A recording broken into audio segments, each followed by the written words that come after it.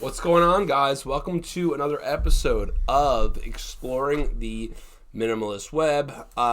Today I have something that could be pretty fun. I'm not sure. I actually haven't done the search ahead of time, so we're going to do this together. We're going to do Donald Trump. All right? This could be fun because a lot of these websites are older, so this could be like pre-President Trump stuff. Trump's Twitter. Let's see.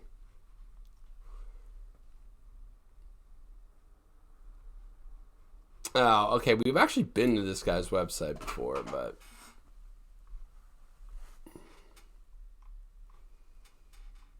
who is the swamp critter? Who is the real swamp critter? Yeah, we can check this out.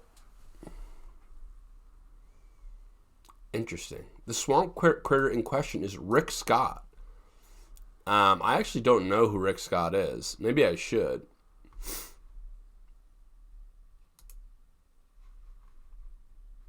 Florida governor.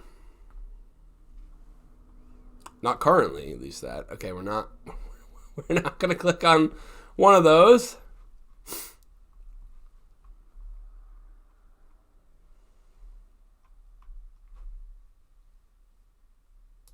All right, let's see what this guy has to say.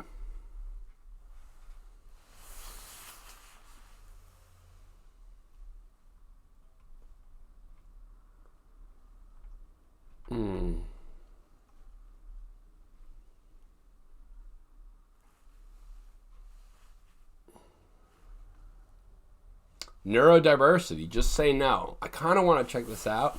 All right. A high number of functioning autistics claim that there is a consensus among all autistic persons that finding a cure for autism would be a horrible thing. Autism is part of who they are, and to take away autism is to take away the person. They go further to claim that autism is not really a disorder, but just a different form of brain wiring. Some call this philosophy neurodiversity. Some of them do acknowledge that autism is a disability. However, there is a distinction between a medical model of disability wherein the person has a diseased state and the social model of disability.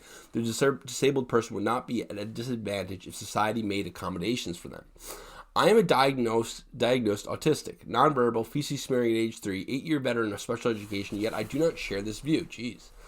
I long for a cure for autism though a cure at age 52 is not the same at age 3. Even in the unlikely event of a cure being found in my lifetime. Somehow I got missed when they took the census. So they are incorrect about all autistics. Is this a viable philosophy that will help autistics and their families? Is there a consent? All right, this is getting like, it's kind of interesting, but like, it's going to be pretty long. So we're going to keep on rolling.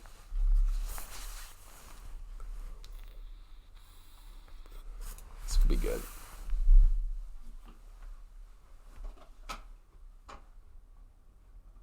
Buried Truth, baby. BuriedTruth.com. That's a nice URL. If it loads, oh yeah.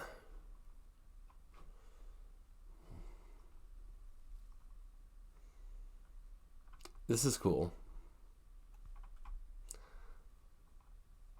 Yeah, I don't think I'm gonna watch this. I don't think we're gonna read any of that.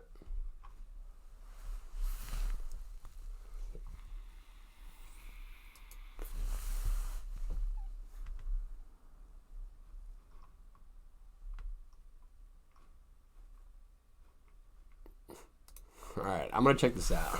Mozilla Devil Incarnate. Oh, jeez.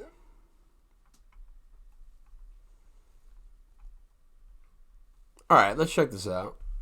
If you haven't been living under a rock for the last decade or so, you will at least know Mozilla as the developer of popular Firefox web browser. I did know that. Of course, if you've been reading this website a little, you'd guess that there's a darker story behind Mozilla. There is no bigger example of a corporation pretending to be your friend while being your worst enemy. And you don't have to dig too deep to prove it, but we will in this article. Just get past the skin-deep veil of Mozilla's deception and you reveal a greedy, controlling, sneaky, deceptive, abusive, data-hoarding, disempowering, double-speaking, vile spawn of Satan.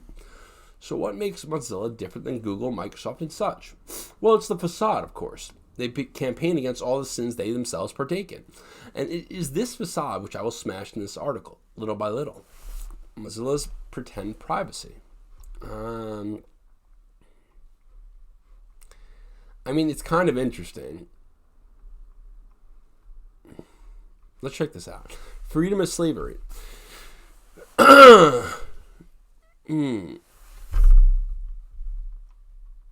Yeah, I mean, I just don't know about this. I mean, it's an interesting read. We'll do one more. It's got really handsome. I mean, I don't like them, but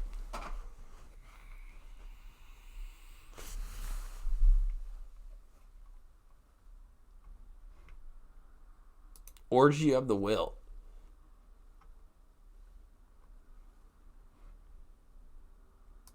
What's this idea? Fun Twitter. Funtwitter.com. All right, we're not gonna. I mean, this is kind of funny, but we're not. Yeah, I don't know. I think we might see some stuff that could get this channel in some trouble.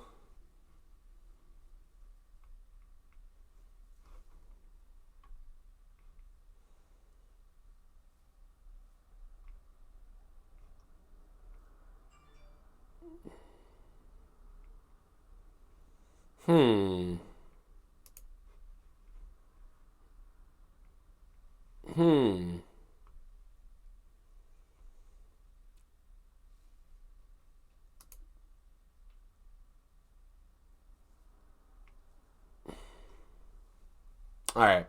Yeah, we're going to hit this.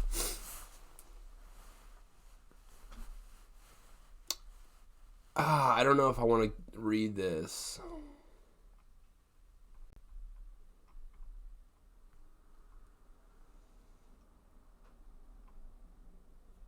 Okay, we'll read this. Liberal Supreme Court Justice Stephen Breyer doesn't want to repeat Ruth Bader Ginsburg's mistake and die while on the bench, so he's retiring and giving Democrat ample time to find a replacement. Biden hasn't mentioned a name, but Republicans are already claiming the person will be a radical, probably because Biden said he would appoint a black woman. Every Republican senator voted against preserving voting rights and continues to chisel away at them, but thankfully the courts are helping in some states. Alabama Republicans were found guilty, again, of purposely drawing their congressional maps to discriminate against black voters. And Wisconsin is bringing back ballot drop boxes no matter how many Republicans lie about them. Republican Matt Gaetz is one step closer to being arrested for child sex trafficking as his friend Joseph Big Joe Ellicott accepts a minor punishment for his crimes of bribery and wire fraud in a deal to turn over evidence of Gaetz taking drugs and sexually assaulting. All right, this is a little much. Another Fox host has been banned from YouTube. I actually didn't know that. Oh, Dan Bongino had his channel suspended after posting more lies about COVID. Then, in an effort to get around the suspension, he tried posting on a different channel, and the additional violation caused him to be banned. Speaking of, the dismissive belief that everyone just needs to get the disease and be done with it means that a lot more vulnerable people are going to die. At least prolonged pandemics have the benefit of causing people to lose faith in gods. Fox host Tucker Swanson Carlson once again brings an unhinged nut job to rant about conspiracy theories. Kudos to Neil Young, not wanting to share a platform with anti-vaxxer Joe Rogan, whose weaponized ignorance is probably responsible for hundreds, if not thousands of deaths. Neil demanded his music library be removed from Spotify. Too bad other musicians won't follow in his brave shoes. That was very brave. Democrats have made it a crime in the military to sexually harass someone. It was always a crime. I was in the military. Despite their claims of love and respect for the military, Republicans never thought to do this. Trump spent his entire time as president calling the press the enemy of the people, trying to get the FCC to cancel his rivals, and using all sorts of explicitives and terrible things. So naturally, Fox thinks Biden is bad. A SpaceX rocket failed to return properly and is now on an uncontrolled collision with the moon. Maybe stop trusting Elon? This guy sucks. Sorry, but this guy's a bugger. But that was fun. Anyway, guys, all right, that's all we got for today. Hope you enjoyed this. Smash up the like button.